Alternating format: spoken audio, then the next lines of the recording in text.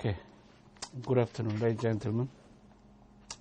Before we begin, I must announce a deep condolences for victims and the families in their lost city. Tragedy of Yellow Sea. So we actually have felt to situated zone of danger, share the remorse and sorrow with the victims' families and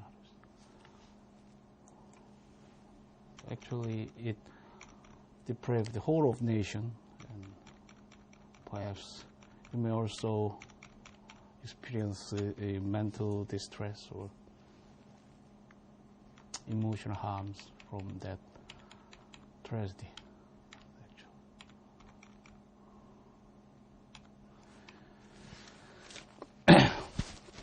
Okay, then we now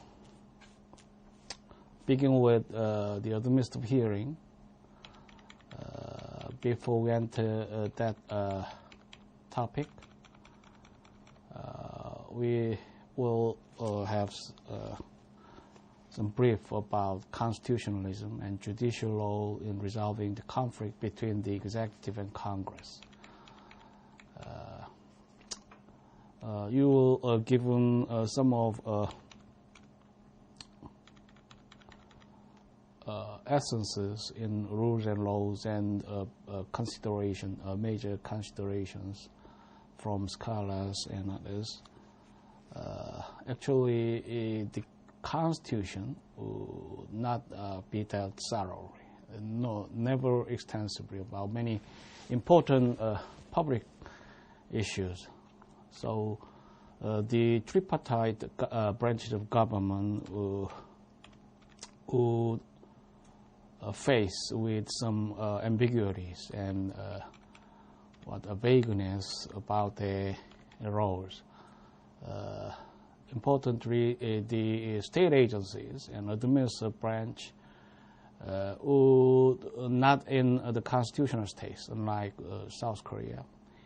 And the vision of picture about structure and authority would aggravate in that structure. And the concept of presidential immunity, or any, of course, is a subject of a public policy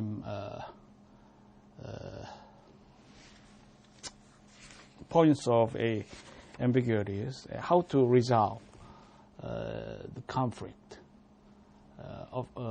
In that ambit, we could illustrate the judiciary, perhaps a final arbiter of a constitutional meanings and mandate. However, that could not be sustained in any absolute terms, since the framework would actually based on the separation of powers principle. Let me start, for example, one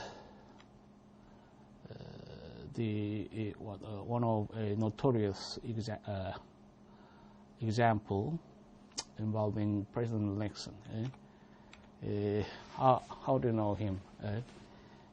Often we may see him as crooked president, and he actually resigned at the point of time of near certainty impeachment. He only president in his United States history who resigned from his position. It's actually a unique office, as you see later in Clinton Johnson, and so vast and important in terms of a national governance. You consider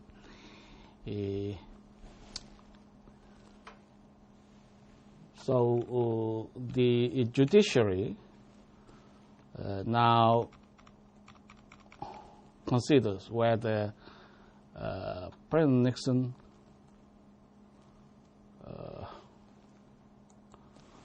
should be submissive to the judicial subpoena in United States versus Nixon, who is United States in this case. What the name independent counsel later argued whether it is constitutional or not. Jarowski, who his name would be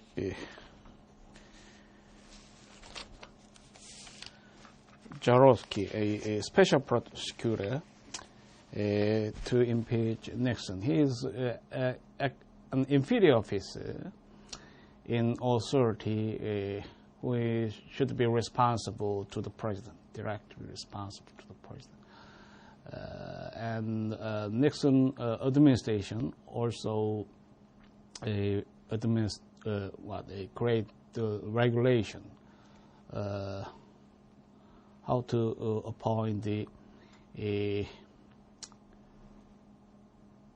independent counsel, and whether the president unilaterally dismissed his appointment, appointed a prosecutor.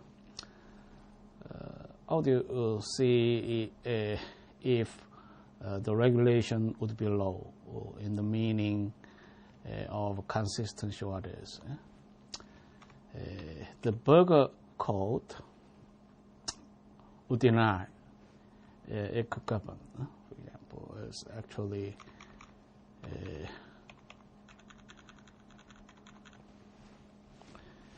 a product of a last war symptom. The context in history and U.S. international politics would be on a aftermath of a Vietnam War, and Nixon could not should face this if he carried his official power in any impermissible way, for example, to intrude a opposition parties, to collect any confidential information or others. That's serious, and that is a serious issue. However, one important viewpoint would be centralized in actually it is a very impacting in terms of law, and typically a constitutional theory was interwoven in any fundamental way about so the story may begin in the court opinion from highly antedated case. Do you know Burr, who actually undertook a duel with his political or personal enemy, perhaps, and he was prosecuted by then the criminal authority, and he is an important figure in terms of national politics. He was in predicament about the criminal incrimination, the criminal charge. He was incriminated for murder, first-degree murder or second-degree murder, either kind. So the court would order that the government will produce the information and evidence in the courtroom. How to consider it is admissible? Actually, the court advanced to order a subpoena to coerce the government to produce the evidence in the courtroom. In any case, the President Jefferson denied the court subpoena eventually, and the case was explored in a narrative about any possessive power as a president, or this, in this case, the Burger Court actually highly relies on this case, which is highly, of course, historical in any way. However, the Professor Southmay, in a symposium held at University of Minnesota, shared a contrasting view about this court disposition. Actually, his view pointed out that the current decision in the United States versus Nixon would trivialize the presidency and imperialize judiciary, and actually marginalize the Congress. So over the series of important decisions, for example, 3 of Clinton cases charted in Star Report, and also one other civil action titled Clinton versus Jones, also implicates the private, unofficial conduct of Clinton when he served as a governor of Arkansas, and Paula Jones would be forced into any unconsensual sexual relationship with Clinton, and she filed a civil damages in the courtroom, and the court also announced arrogantly that the case management, sensitive to the demands of a presidential schedule and also the burden of presidency, could operate to remove any perceived danger. What is perceived danger? Actually, the presidency is a unique office in the constitutional structure, who is responsible to the foreign policy and actually monopolize the executive power within the Article 2 and others. So of the series of dealings, Clinton may be considered as trivialized. He actually obtained a default judgment by presenting many evidences and arguments to support his position. However, he actually had to compensate for civil damages. So the case, and also what is that? The special independent counsel named Stern, of course, prepare his report.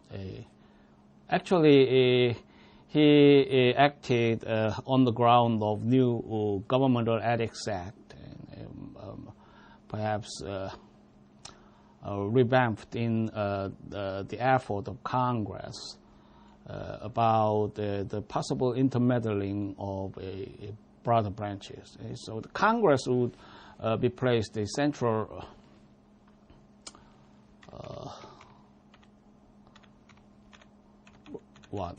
central position to deal with the question. And the point raised by Professor Southmay also put an emphasis on the political accountability. Actually, independent counsel is an inferior officer. It would be worse if the independent counsel should be appointed by 3 judges, a judiciary. And actually, the judicial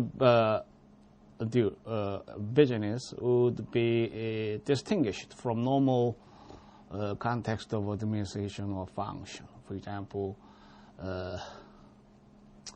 they would, the chief court administrator may appoint inferior office, but to respond with actually they staff their own officers within their own branch, and it is actually beyond the responsibility and quite in conflict with their routine role. So what is actually here the case is in open court, and they would be restrained from export communication, for example. They are official and actually notorious to deal exclusively situated to respond with controversies and cases. They are presider of a quorum proceeding and would deliberate on justice, what is law, and kind of. They would be less experienced, of course, about the minister function. However, the oversight of independent counsel and appointment and interaction with independent counsel is surely within the province of administration. And the judge-prosecutor relationship may jeopardize the desired dynamism often we envisage in the adversarial proceedings, the kind of massive information stocked and shared between judges and independent counsel, and they may get their hands in neglect, or in some cases of disloyal about oversight and others. Then the inferior officer would actually not inferior. He would perhaps a mightier power to impeach president, to demise of his terms or others. How do you consider? Judge is not an elected official, and the inferior, the independent counsel is inferior to the judges, or to the three judges, or they set forth in the statute. The oversight would be crippled or neglected. Then one person, randomly selected by three judges, who overwhelm any political superior, actually political representatives, which must be superior in terms of political accountability. So the political accountability may be derogated because of its flaws and weaknesses, fatal in some cases, to raise the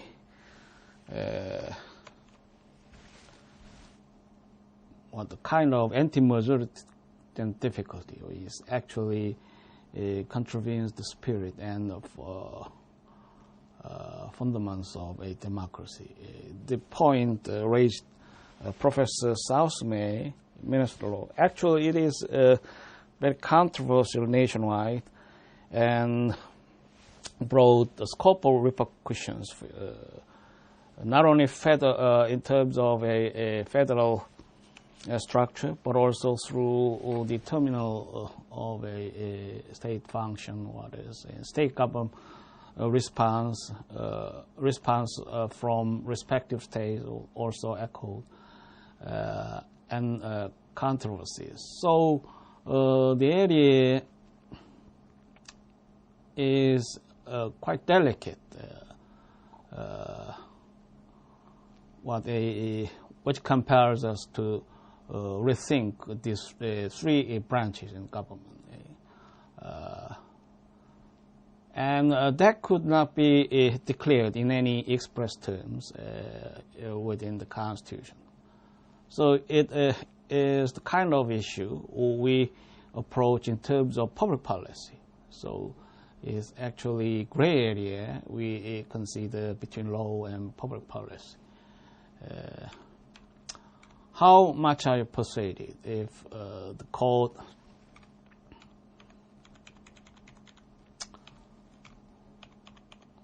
would consider there are many formal, informal checks, for example, a scrutiny by the press, what is that? And a presidential desire to be re-elected, for example. And the kind of many formal and informal checks would serve to restrain the absolute privilege in Clinton and Jones. How do you agree? And what is the view of a Professor Southman?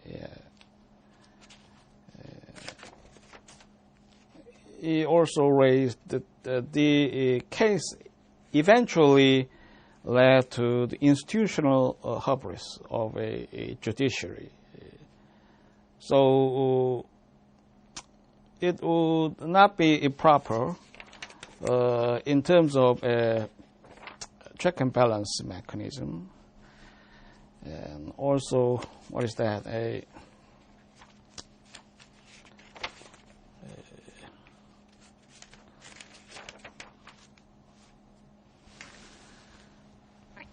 Like all generals, American lawyers and judges have spent the last quarter century fighting the last big war. The war, of course, was Vietnam, and the historical background is conspicuous. A tape case his view is that the court actually featured remarkably sloppy reasoning. So do you consider if it is proper to subpoena high level of political communications, confidential Oval Office, would not only desire but also essential in his viewpoint? You consider actually the presidency is a central position in the power mechanism of the United States. His appointment power is vast and enormous. So in some cases, he has to get a uncurved access to confidential information from prospective appointees or others, candidates. So candid and true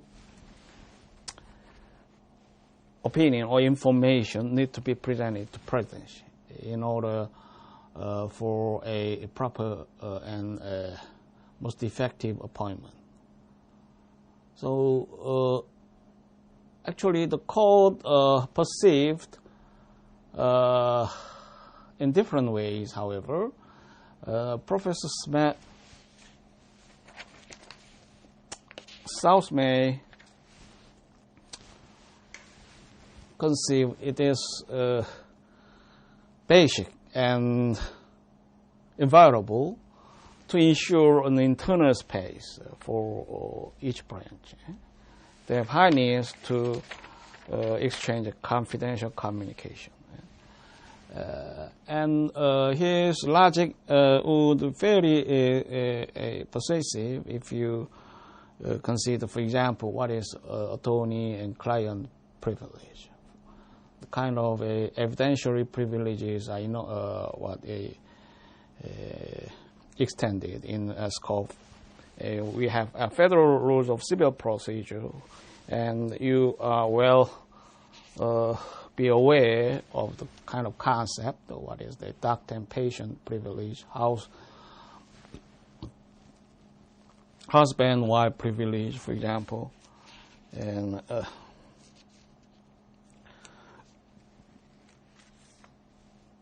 what is that? The priest penitent privilege, and so on. The kind of concern, privacy and national security concerns would actually come in primacy, and quite the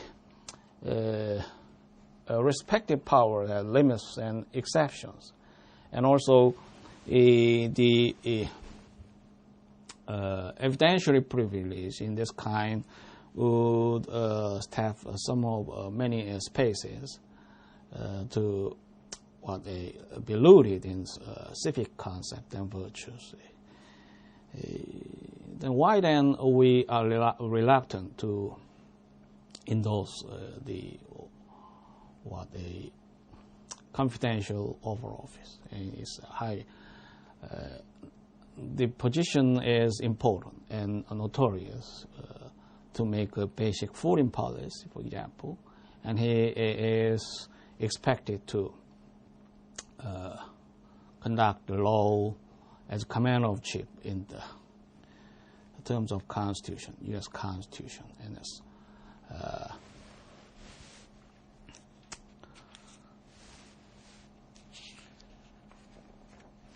so there are many needs, and which is pivotal to sustain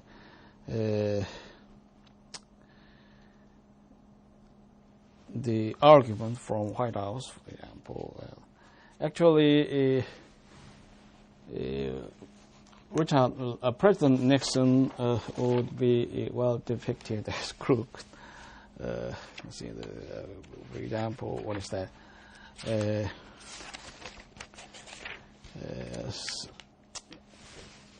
You may know the word Saturday Night Massacre.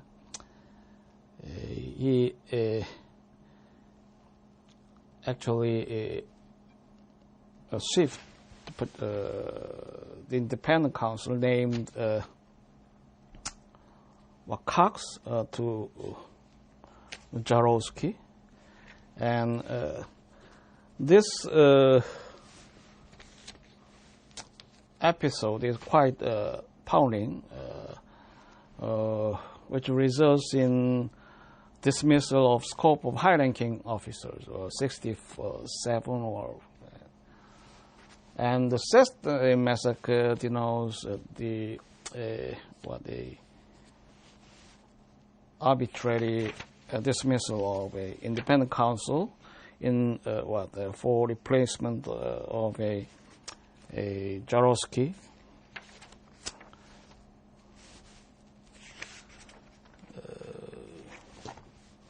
So it might be the kind of a monarch as Louis XVI,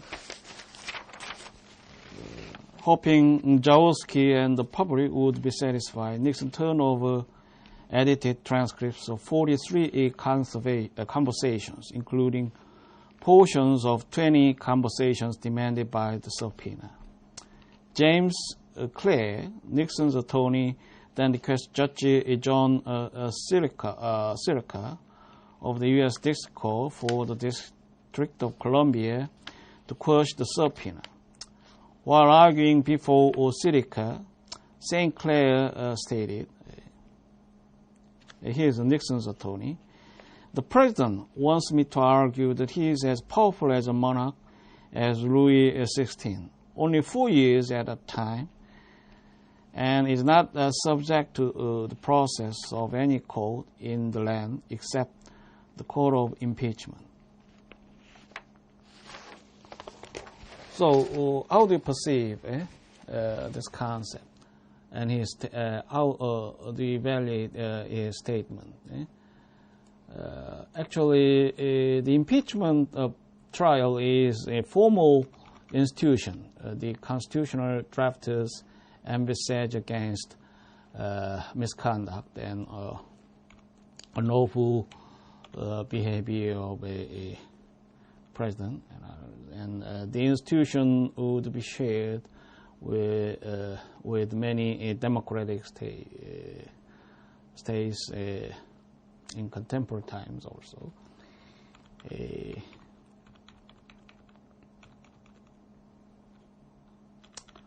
So his argument suppose this institution in this kind of situation. It is the most important and formal way to respond with.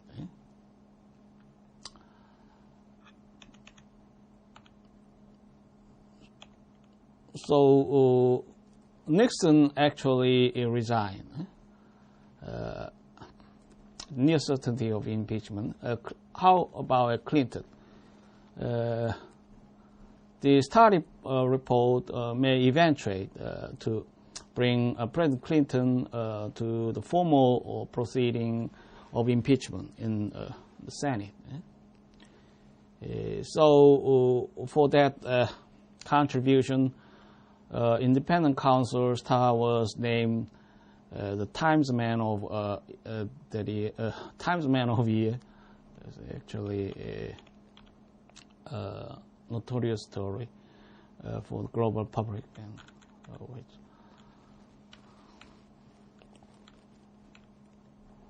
the constitutional provision could be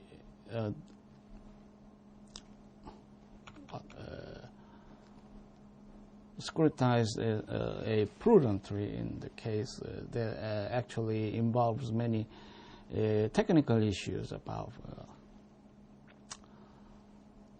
for example, the court may be grounded on the dichotomy between official and unofficial conduct. For example, in Nixon Fitzgerald, Fitzgerald was dismissed. He is actually a public officer to serve Civil Service Commission or with the Department of Air Force. He was dismissed. His personal version would be that he was dismissed because he had been too truthful to conduct testimony or proceeding in Congress. His candidacy and truthfulness would perhaps infuriate the president or involve high-ranking officials, and he must have caused his dismissal and improper and unlawful discharge, and it must be rescinded. His argument would, however, was rejected, and actually rendered to be lost in that case by a slim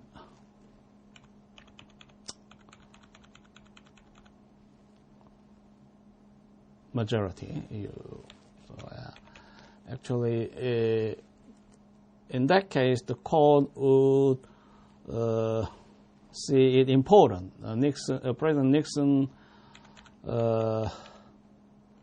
conducted officially to carry his constitutional duty and this.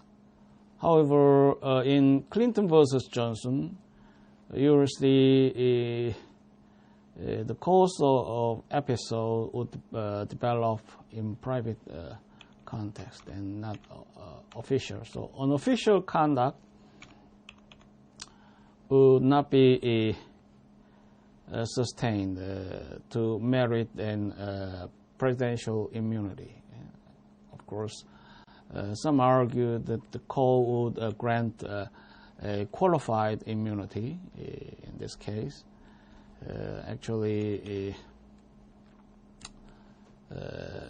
However, the court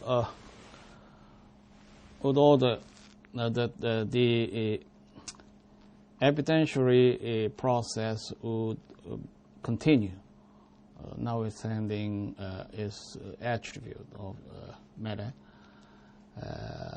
However, it would be told in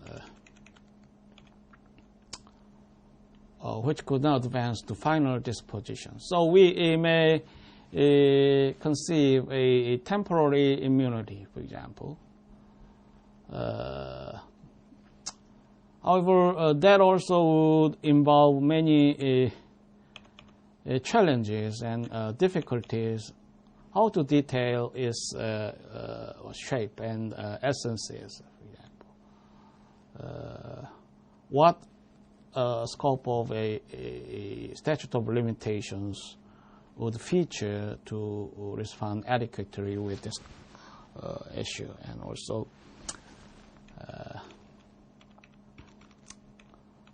so highly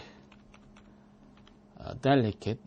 However, also the constitutional issue would arise. For example, how we view a proper scope of a congressional intervention. Professor in United States versus Nixon argue that the Congress would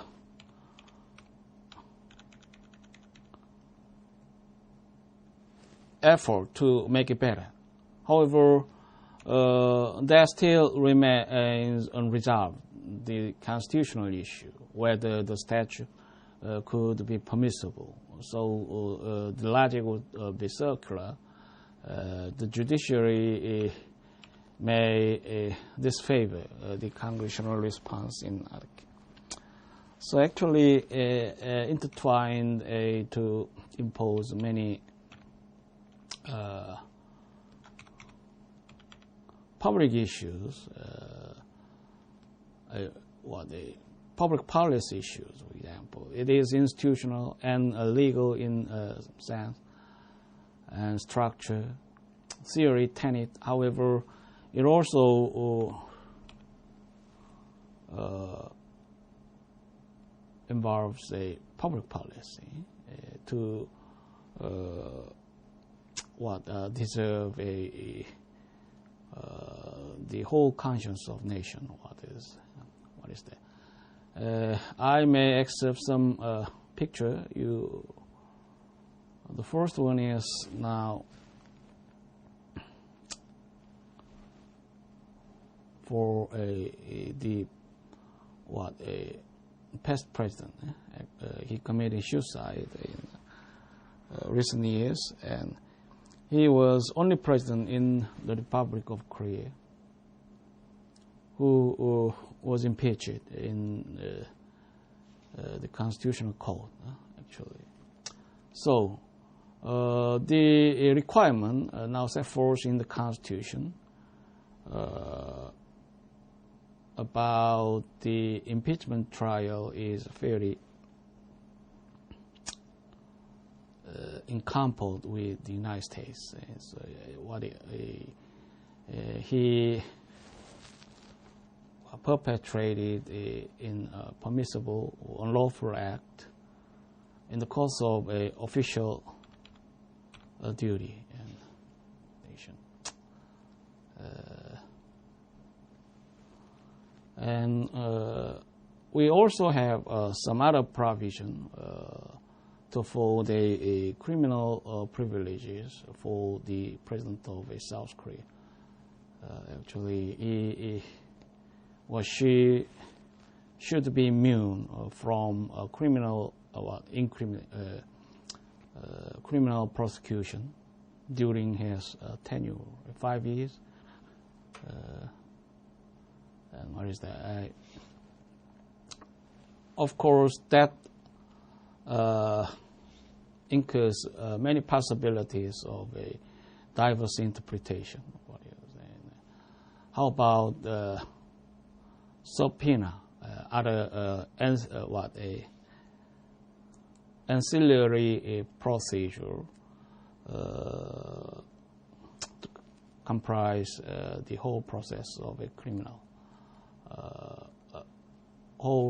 criminal process. Subpoena, evidentiary order to coerce any production of written or other evidence is the constitutional provision interpreted to fold and extend the scope of a criminal privileges, not only a indictment or prosecution for personal of a presidential orders, and also you'll see a notable and very chronic issue involving former President Chun Doo-hwan. Actually, two presidents in militaristic government were put to trial and sentenced to death, and at the first instance might be reduced a lifetime imprisonment, and perhaps must have been pardoned by a new president, Young Sang-kim. And in that case, we can see the criminal immunity of a incumbent president, and also the statute of limitations. So what is that? So actually, the requirement was satisfied. So therefore, Korean public would have no basis to prosecute two former presidents. However, emergency legislation allowed an exception from normal context of statute of limitations, and the statute also subject to constitutional review in the constitutional code. And we have a perplexing, however, very persuasive opinion from the code that the kind of a constitutional structure could be dimensional, for example, and despite is a opaqueness and a contrary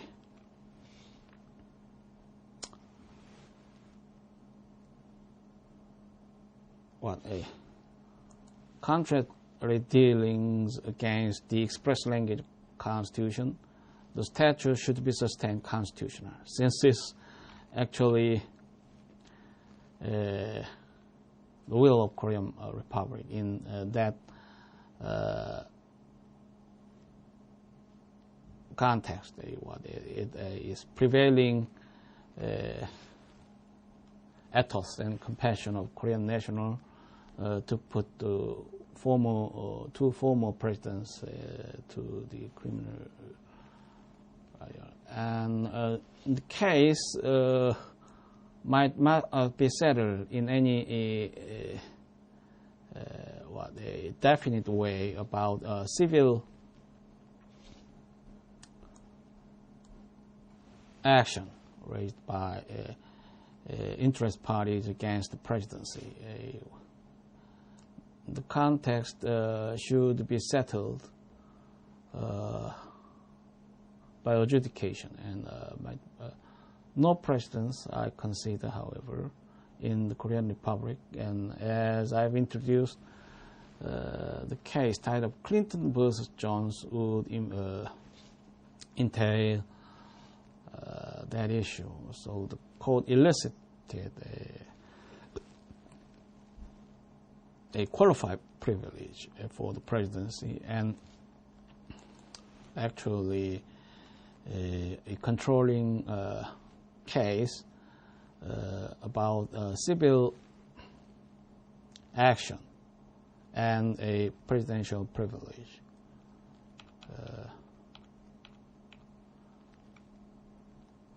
The second case I featured from the old version of a New York Times, and Nixon resigns. He urges time of healing. Ford will take office today.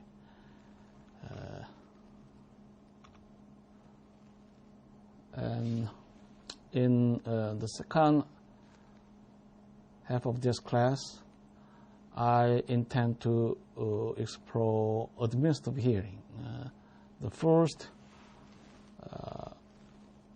picture is a logo, made public by a Prime Minister of the Republic of Korea, and it is a central organ to administer an administrative hearing.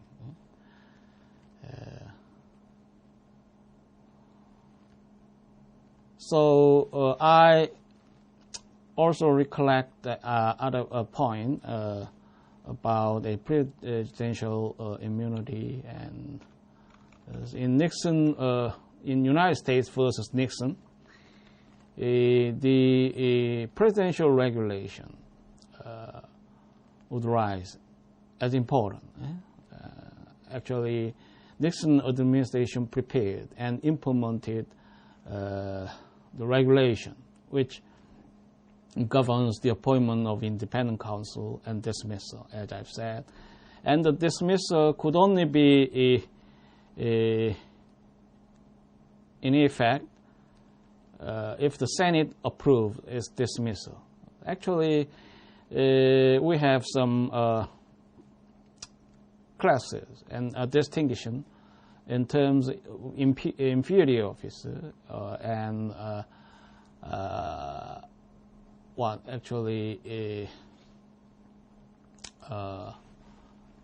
important officers, which could only be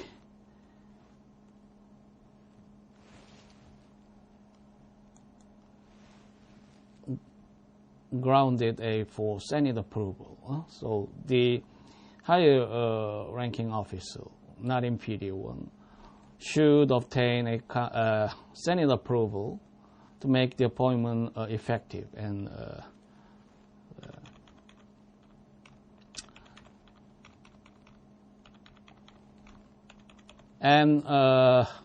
that could come in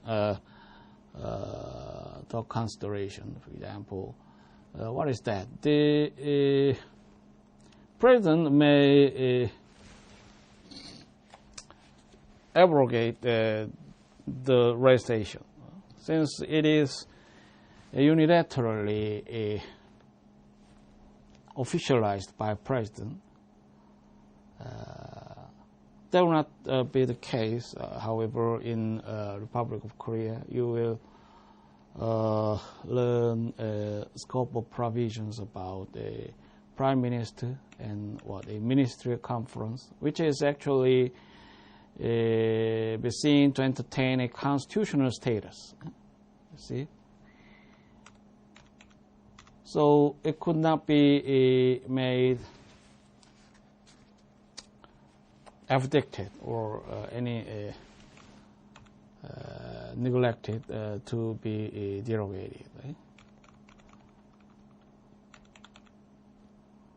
So the context could be made distinct between United States and South Korea.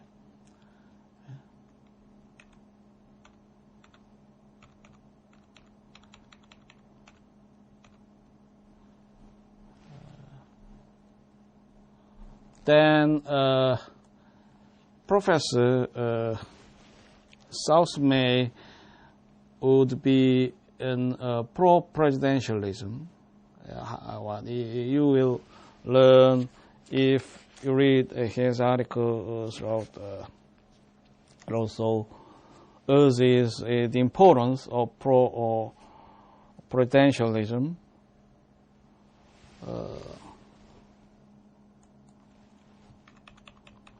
Since for many reasons in his person, you will see, he actually considered the court opinion in United States versus Nixon featured remarkably a sloppy reasoning. Criminal prosecution is an executive branch function, and precede the dramatic opening words of Article 2 of the Constitution. It vests all executive power in the President. How then could Special Prosecutor Leon Jorsky, an inferior officer within the executive branch, claim to represent the United States against the clear pronouncements of his chief executive? So you will have other case name, Nixon versus Nixon. You will have a perplexed sensibility to see the type of case. Actually, in Southmay's version, he himself prosecuted President Nixon. So this was no pedantic quibble. It implicated whether courts could even hear the case, and how they would be obliged to rule if they reached the merits. So his tone and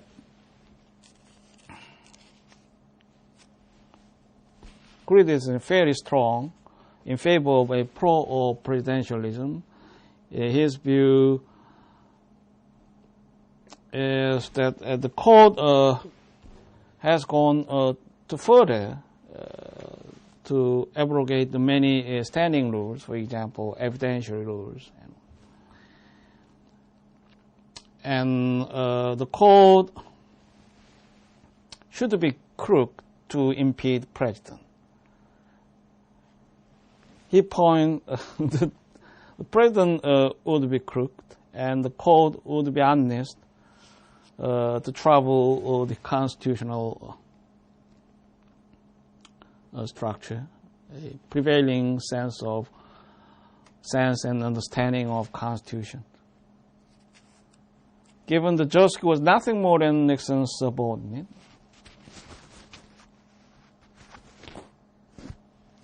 wasn't the case, in essence, Nixon versus Nixon? If Jorsky wanted tapes disclosed for good executive branch reasons, and Nixon wanted the tapes kept secret for good executive branch reasons, shouldn't the president ordinarily and obviously have the last word on the disputes about executive branch policy? The justice solution to the puzzle was straight. Chief Justice Warrenberger's unanimous opinion began by ineptly analogizing the dispute, one between two congressional committees. Two committees are presumptively coordinate branches. Nixon and Jorsky were not. Constitutionally, Nixon was president and Jorsky was his inferior. Democratically, Nixon had been elected by the nation and Jorsky had not even been confirmed by the Senate. Their dispute was more like one between the Senate and staffer, or the court and the law clerk. So, in tradition, the court order may not be honored in response with the actually implementation. For example, how do you consider the case of Burr? You will a series of cases in this kind. The court opinion was reached by a high majority. What is in Nixon versus Fitchgold, the court disposed by unanimous opinion. And perhaps only one dissent could be found over 3 of cases involving the struggles of this focus. What United States Nixon, what is that? Clinton versus Jones, Morris Orson, perhaps, and the Morris Orson is an original case which involves the controversy about independent counsel. Berger invoked what does it imply? The court should be solid to force the president and administration to comply with the order. So the lesson from Burr might influence in some fear.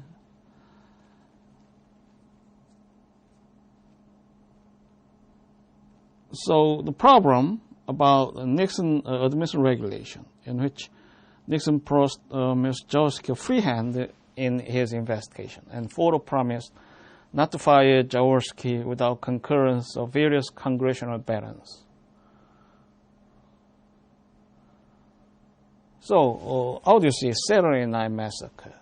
So unilateral dismissal could be possible. So actually, the context could be brought in some reflection between Republic of Korea and United States. What is the status of a administrative regulation? So we have a constitutional branch, expressly shaped in frames and structure about the Prime Minister and Ministerial Conference. It's actually some important organs to carry official duty. Therefore, not comparable with a cabinet of the United States, Department of United States. It's just advisory nature of organs in the presidential system of the United States. However, the presidential system was moderated into Korean context. So you will see subtlety in differences. Therefore, the President of the Republic of Korea could not make the regulation as rule in his own or independent initiative or unilateral consideration. This regulation, said Berger, had the force of law, empowering executive inferior Jaworski to contest Chief Executive Nixon. Because of this law, Berger declared his court free to decide who was right and ignore who was boss. So, the regulation in this kind is not law in the United States. That should not be so in Republic of Korea. This regulation as an old gambit was hard to maintain with a straight face. Any true legally binding regulation would have been flatly unconstitutional. As President Washington and Congressman Madison established at the founding, the President alone decides whom to fire within the executive branch. Congress members can urge a vote, but cannot legally obstruct any purely executive branch removal. Although later political disputes muddied the waters, the court emphatically endorsed Washington's view in the 1926 case, Myers versus United States, which stood as a towering precedent in 1974. So two cases decided a century ago, what is a Burr, and Myers versus United States decided in 1926 case are important controlling precedent to affect the outcome of this case. If the Nixon regulation had legally given congressional veterans a legislative veto over Jaworski's removal, the regulation was obviously invalid under both Myers and more general principles that the court would later reaffirm in a celebrated 1983 charter opinion.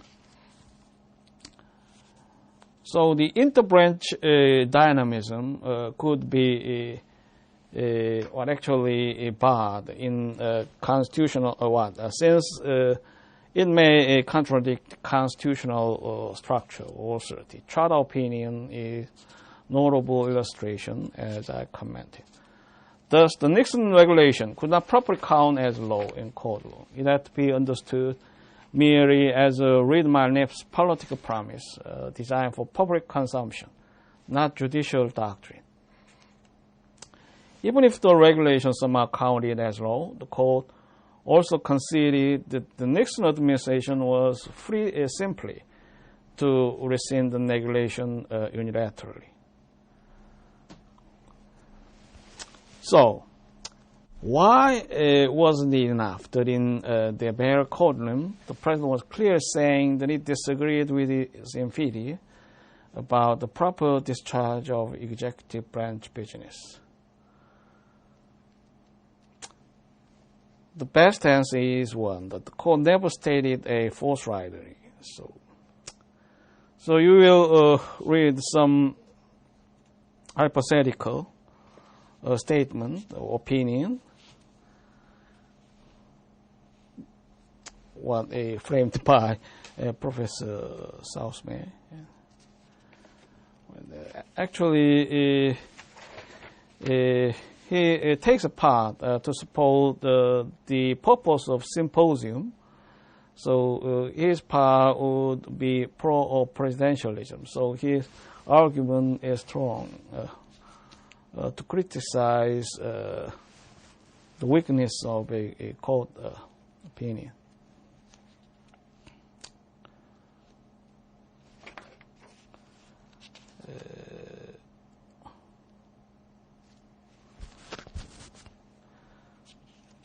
Okay, now time is up for the first half of this class, and we'll see in second session. Thank you for your attention.